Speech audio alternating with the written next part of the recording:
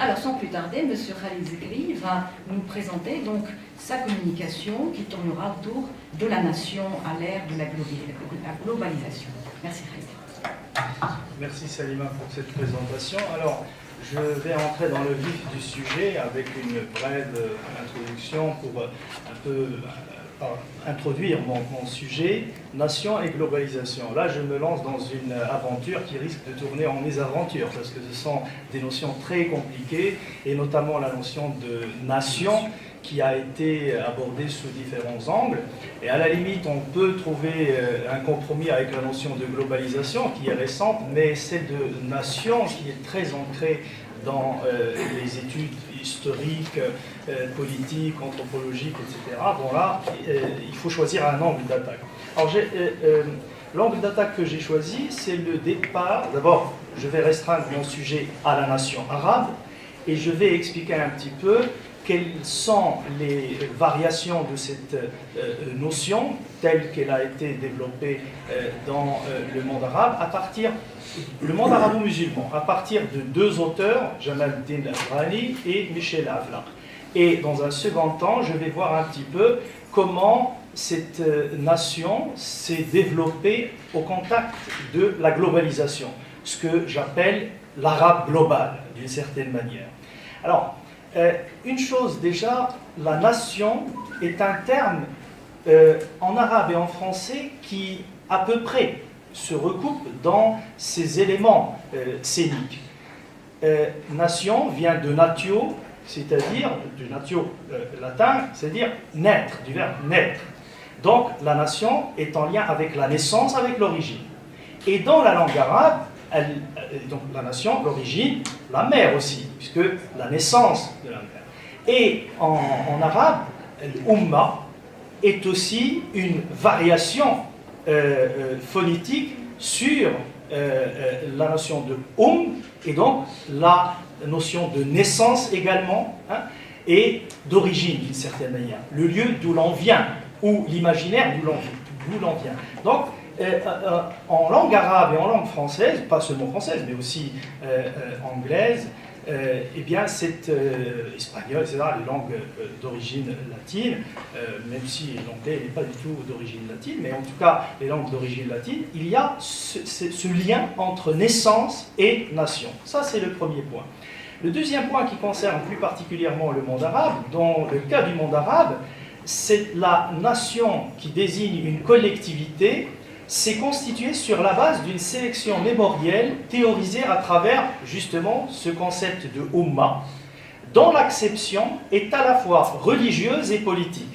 Et on sait très bien que dans les différentes théories de la nation, à commencer par la référence, disons, sur laquelle l'Europe s'est beaucoup appuyée, celle d'Ernest Renan, dans son dialogue avec certains historiens allemands, dans un texte qu'il a intitulé « Qu'est-ce qu'une nation ?», eh bien, justement, il y a une distinction entre la nation politique, qui est une collectivité, la prise, enfin, je crois que cette prise ne marche pas. La nation politique, parce que mon texte, il y a des références, il y a des citations. Il y a une autre prise. Oui. Est-ce que tu peux, s'il te plaît, donc la nation, en tant que collectivité politique, elle est fondée sur des paramètres qui ne sont pas des paramètres religieux. Et la collectivité religieuse est fondée sur des paramètres qui, en principe, en tout cas tels que la notion a évolué en Europe, c'est sécularisé, la nation politique, c'est sécularisé, c'est distancé par rapport à la notion de communauté religieuse. C'est-à-dire qu'en fait, il y avait au départ une communauté religieuse, et avec la sécularisation culturelle, on est passé à une communauté politique. Et la distinction entre le politique et le religieux, en tout cas dans la pensée politique européenne, est devenue un objet de discussion très fort à partir de la seconde moitié du XIXe siècle. Ce qui n'est pas tout à fait le cas dans le monde arabo-musulman, notamment dans sa version sunnite, parce que le monde arabo-musulman n'est pas homogène. Ça marche. Si, ça marche. Le monde arabo-musulman n'est pas homogène, puisqu'il y a des chiites, il y a des sunnites au moins, et ce que je vais développer concerne davantage la notion telle qu'elle a évolué chez un penseur comme Al-Afghani. Jamal ad-Din Afghani incite les musulmans à revenir à leur islam originaire pour constituer une force unifiée au-delà de leur nationalité ethno-linguistique et politique. Cette conception est liée à la conception universaliste même de l'islam, qui ne se veut pas comme une religion territorialisée ou ethnicisée, mais qui se veut comme une religion touchant au monde entier, touchant à l'individu là où il est, touchant à l'univers entier. Donc, il y a une cohérence conceptuelle chez Jamal ad-Din Afghani en excluant de la notion de nation islamique le côté ethno-linguistique et le côté politique qui sont imbriqués dans la construction nationale par le biais religieux. C'est pour cela qu'il se soulève d'ailleurs contre l'idée même de tolérance. Alors évidemment au XIXe siècle, de jeunes modernistes qu'on appelait des libéraux étaient très portés sur la notion de tolérance. Or, Jamal ad-Din Afghani, dans un texte qu'il a publié dans Al-Urwa al-Wuthqa, un journal qu'il avait fait dans son exil parisien avec Mohamed Abdou, eh bien, il fait un article qui s'appelle Al-Asabiya. Et en fait, par rapport à la question de la tolérance qu'on appelait à l'époque At-Tasamuh. Ce qu'il reproche à cette notion, At-Tasamuh, la tolérance, d'ailleurs il écrit le mot Tasamuh en langue arabe, c'est le fait que cette notion stigmatise l'exhortation à la solidarité inconditionnelle entre les membres d'un groupe en les qualifiant de fanatiques. C'est-à-dire que la notion de tolérance stigmatise la notion de Asabiya. Or, la notion de Asabiya, on sait très bien qu'elle a été développée par Ibn Khaldoun et elle va être reprise par Jamal ad-Din Afghani, selon qui les tenants de la tolérance affaiblissent les liens entre les membres d'une nation conçue pour lui en tant que communauté religieuse. C'est pour cette raison qu'il s'est érigé en apologiste de l'esprit de corps. L'Asabiya, c'est en fait l'esprit de corps, terme qui, sur le plan sémantique, renvoie à l'idée de solidarité entre les membres d'une communauté, quelle que soit sa configuration. Et ce terme renvoie donc à l'idée d'une solidarité de groupe.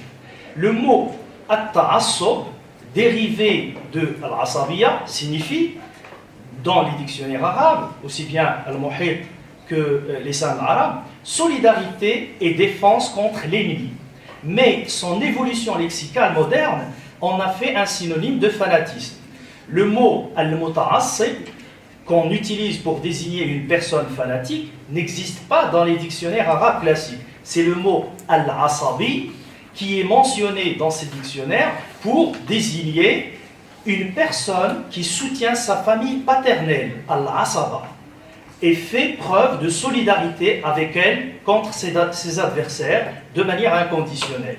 Le côté patriarcal de la construction nationale apparaît en filigrane dans cette définition. Le lien sémantique entre toutes ces dérivations lexicales réside dans l'idée de solidarité par laquelle un groupe humain renforce son unité organique. Alors, un autre texte de Al-Afghani va prolonger celui-ci, j'y reviendrai, mais je citerai d'abord ce qu'il dit sur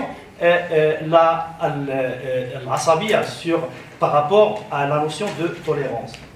Je cite Al-Afghani: l'unité organique entre ceux qui partagent une religion et les principes de ses croyances de manière consensuelle est l'une des vertus les plus nobles de l'humanité, à condition que cette unité organique soit modérée et exempte d'attitudes oppressives et diffamatoires à l'égard de celui qui est différent. Je montrerai également toute la contradiction de cette définition. À la fois, il montre qu'il est tolérant à l'égard de la différence, il critique la notion de différence, mais en même temps, il met au cœur de l'unité l'appartenance religieuse. Or, l'appartenance religieuse est fondée sur un ensemble de dogmes, et celui qui s'écarte des dogmes, eh bien, il se pose comme un élément de questionnement face à la communauté. Et on peut se poser la question suivante: peut-on réellement fonder une communauté, une nation sur des fondements religieux en acceptant la différence dans cette même société? La question se pose parce que le dogme est parfois inébranlable, d'ailleurs souvent inébranlable. Il n'en demeure pas moins qu'au fait, il s'agit tout simplement chez Al-Afrani d'une rhétorique dont le but consiste à mobiliser les musulmans sous l'Empire ottoman, mais aussi et surtout contre l'impérialisme européen de l'époque. Donc il veut mobiliser les musulmans de tous bords sans donner aux minorités qui émergeaient à l'époque de manière forte le sentiment d'être exclus de la solidarité communautaire. Alors même si l'équivalence sémantique entre al-Asabiyya et la solidarité est attestée par le dictionnaire encyclopédique Lisan al-Arab, il n'en demeure pas moins que le sens de ce terme reste dogmatique sous la plume d'Al-Afghani. L'autre article, toujours publié dans Al-Urwa al-Wuthqa, le lien indéfectible, eh bien, s'intitule Madi al-Umma wa hadiruha wa ilaju ilaliha. C'est ça. Madi al-Umma wa hadiruha wa ilaju ilaliha. Donc, ce qu'on peut traduire approximativement par le passé et le présent de la nation, ainsi que les remèdes à ces mots MAUX.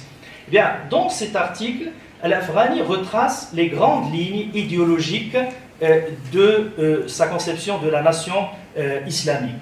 Cet article met l'accent sur le fait que la nation arabo-islamique n'avait aucune existence avant l'avènement de l'islam, et c'est grâce à cette religion qu'une grande civilisation a pu naître. C'est un peu sa thèse principale dans cet article.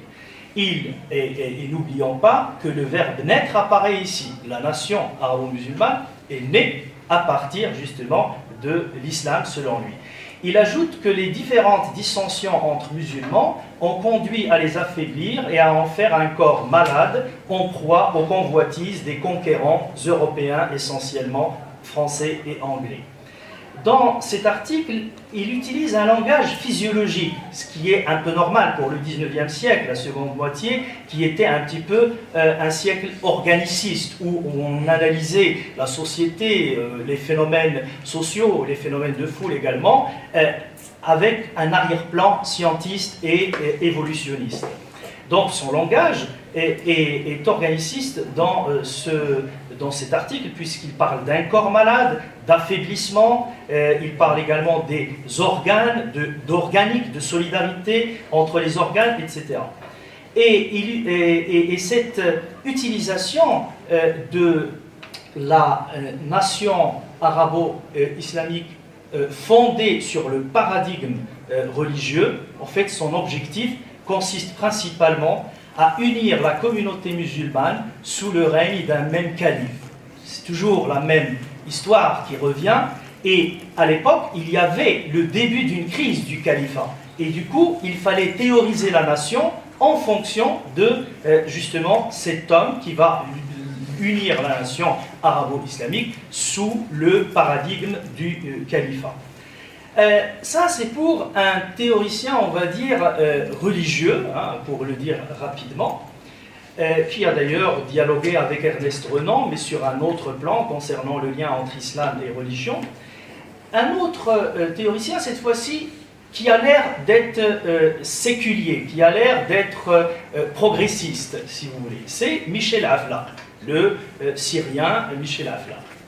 Il a écrit un article en 1943, le titre est très révélateur d'ailleurs, qui s'appelle « Dhikra al-Rasoul al-Arabi ». Il a publié cet article par la suite dans le premier volume d'une série intitulée « Fi sabil al-Ba'th » pour le Ba'th. Le Ba'th étant le parti unioniste arabe qu'il avait fondé avec d'autres nationalistes. Dhikra al-Rasoul al-Arabi. Remarquez qu'il parle de Rasoul, il ne parle pas de Nabi, il parle de Arabi, il ne parle pas de musulman. C'est un chrétien, Michel Aflaq. Et dans cet article, l'idée qu'il développe, c'est qu'en fait, le prophète est un homme qui a su unifier des tribus arabes et qui a donné corps à une nation arabe. C'est le prophète devient ici le grand homme, c'est-à-dire le grand homme. Freud avait parlé du grand homme dans Moïse et le monothéisme. Et l'idée du grand homme, c'est cet unificateur, c'est ce catalyseur autour duquel va se constituer la force de la nation arabe. Et c'est cette idée qui est directrice dans l'article de Michel Aflaq. Alors, il nous dit que ce n'est pas le côté religieux du prophète qui nous intéresse, et là encore, il va y avoir des contradictions, c'est plutôt le côté unificateur de ce grand homme, ce qu'on pourrait appeler aussi l'homme providentiel d'une certaine manière, et qui va unir les tribus arabes et qui va donc donner naissance à une nation arabe. Dhikra al-Rasoul al-Arabi, ça c'est le titre, mais dans le texte, il parle de la révélation, il essaie de la séculariser, et il parle du prophète en tant que prophète musulman, et il utilise le mot foi, le mot iman, al-iman. D'ailleurs, le premier chapitre dans lequel cet article est publié s'appelle al-iman. Ce chapitre-là met l'accent sur la construction de la nation à partir de la foi. La foi est au centre de la conception que Michel Aflaq se fait de la nation arabe. Et cette foi, elle court-circuite d'une certaine manière à la fois la dimension historique de la construction nationale et la dimension anthropologique des relations des hommes à leur culture. Bien que cela puisse paraître transcendantal, eh bien, la cause nationale nécessite, selon lui, une foi profonde qui dépasse les lois et les preuves logiques et rationnelles.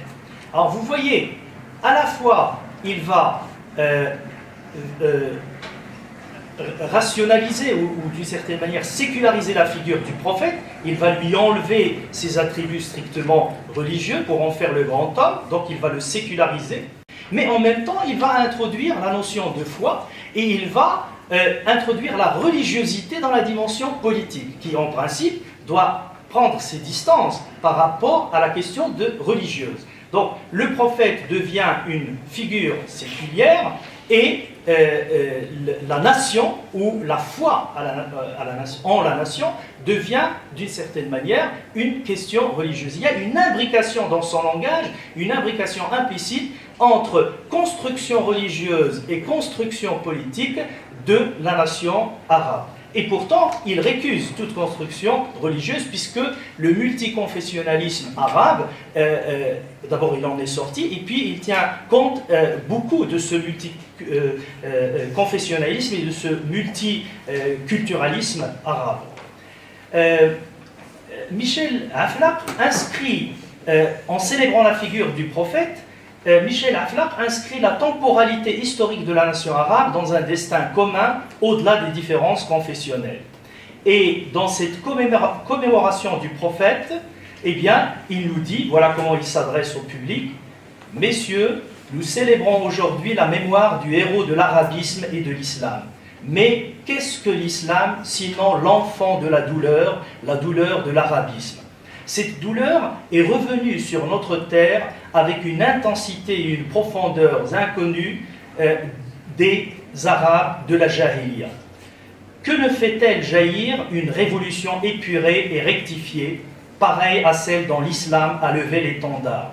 Seule la nouvelle génération arabe est capable de la mener et d'apprécier sa nécessité, car les souffrances du présent l'ont préparée à brandir son drapeau, et l'amour de sa terre et de son histoire lui a permis de discerner son essence et son orientation. » Alors vous avez ici l'étendard, l'un des symboles aussi de la nation, et vous avez en même temps le lien entre passé et présent. On revient toujours à cette question de l'origine et de la généalogie. La nation se construit toujours par des fantasmes généalogiques. Et le prophète, en tant que figure charismatique et mobilisatrice, est considéré ici comme un catalyseur susceptible de ranimer la flamme héroïque du passé pour la revivre dans le présent et construire une nation arabe forte et rayonnante, en tout cas selon les vœux de Michel Aflaq. La référence au prophète comme figure exemplaire permet de juger le présent de la nation à partir d'un modèle identificatoire. Cette procédure est devenue possible dans la tradition musulmane, du moins dans sa version sunnite, car le prophète est présenté sous l'éclat du grand homme, au-delà de la fiction pieuse dont il est le médiateur. Et cette fiction pieuse, c'est ce qui prend le nom d'islam. Or, cet éclat tire sa puissance d'agir de ce que Foucault appelle le non-fonction.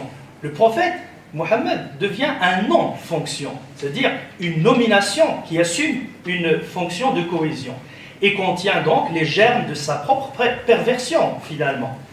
Ces germes peuvent être résumés en 3 actions avec 3 verbes. Lier, éblouir, immobiliser. Qu'est-ce qui se profile derrière cette conception que Michel Aflaq se fait du grand homme, le prophète?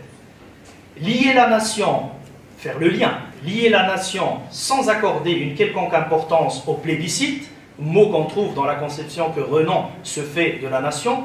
Il dit la nation est un plébiscite de tous les jours. Ici, on va lier la nation sans accorder une quelconque importance au plébiscite.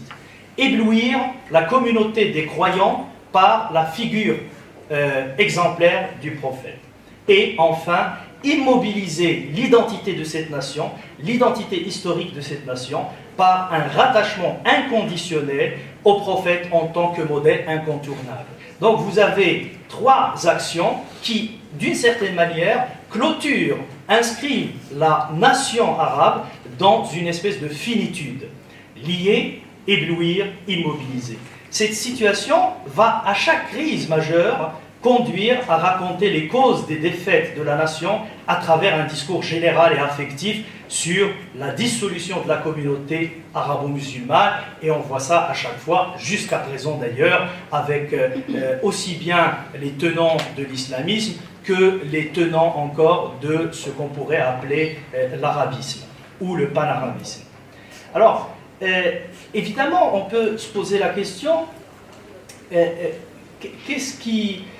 que devient la nation arabe à l'ère de la globalisation? Est-ce que ces 2 conceptions, qui sont toutes les 2 d'ailleurs empreintes d'une espèce de religiosité, puisque Michel Aflaq est resté dans le discours ambiant de la foi et donc de la religion, et il n'a pas pu séculariser le rapport à la politique, que devient l'arabe, ce que j'ai appelé l'arabe global? Alors évidemment, dans un monde global, il y a ce qu'un anthropologue indo-américain, Arjuna Padurai, et Benedict Anderson, qui est un autre historien plus exactement, mais il fait l'histoire anthropologique, Benedict Anderson, ce qu'ils appellent tous les 2 d'ailleurs les solidarités translocales. Que devient la nation dans un monde traversé par les communications virtuelles et dans lesquelles se tissent des solidarités translocales? Al-Afghani nous parle de l'Asabiyya comme solidarité organique. Que devient cette solidarité organique face aux solidarités locales et transnationales? Eh bien, ces solidarités translocales sont un élément constitutif d'une nouvelle forme d'appartenance à l'échelle mondiale. Les internautes du monde entier arrivent à tisser des liens et des affinités qui, à travers leurs rencontres virtuelles, dépassent l'idée d'appartenance exclusive à une nation. L'appartenance traditionnelle, étroitement liée au peuple, au territoire, à la souveraineté légitime, est concurrencée par la constitution de communautés virtuelles qui partagent à travers le réseau Internet des codes et des valeurs au-delà des frontières ou d'un continent. Cela ne veut pas dire que les liens qui résultent de ces solidarités constituent une communauté harmonieuse et homogène et durable.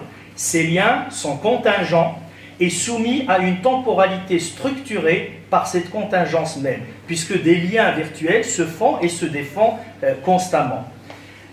Mais cette transformation, elle se fait également et elle s'opère par ce que Arjuna Padurai appelle les landscapes, les paysages culturels, et qu'il répertorie en 5, mais je parlerai que de 2 ou 3 paysages, puisque dans le monde globalisé, la souveraineté de l'État-nation a été fragilisée.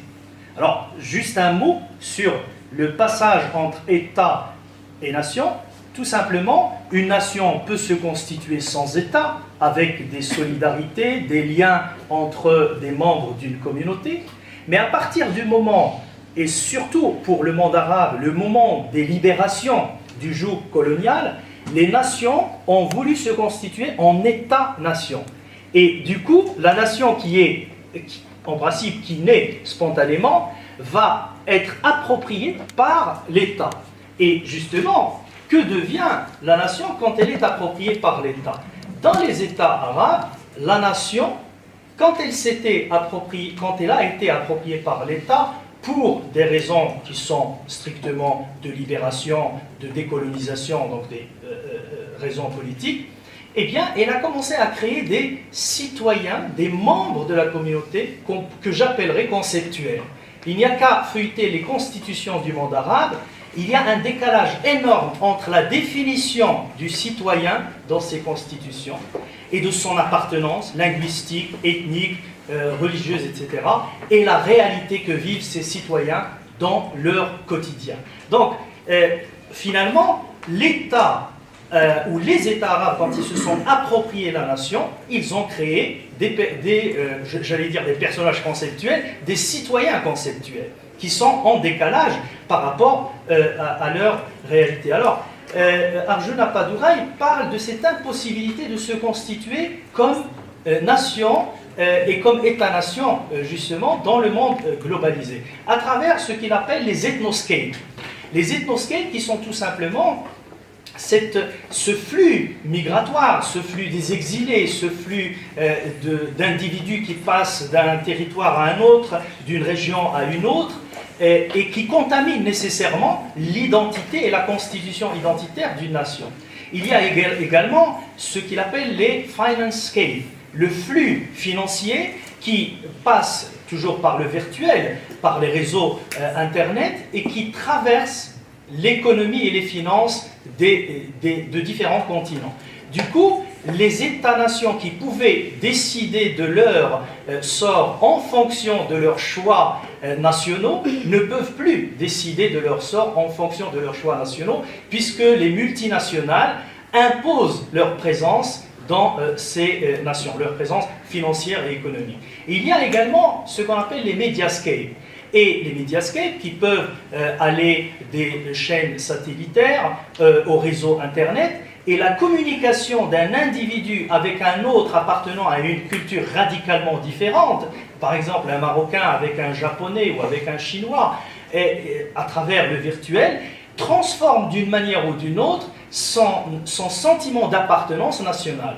Et du coup, les individus qui constituent une communauté nationale construisent leurs appartenances par ce qu'on pourrait appeler un prélèvement. C'est-à-dire, chacun prélève ses affinités électives avec d'autres internautes, d'autres individus virtuels, et cette interaction agit indéniablement sur son identité. La même chose pour les chaînes satellitaires, qui transforment d'une manière ou d'une autre la notion d'appartenance à un territoire, la notion même, ce qu'on pourrait appeler les gestes anthropologiques d'une société, qui constituent aussi une reconnaissance, les uns se reconnaissent dans les gestes des autres, eh bien, les films transmis par des chaînes satellitaires agissent aussi sur les spectateurs.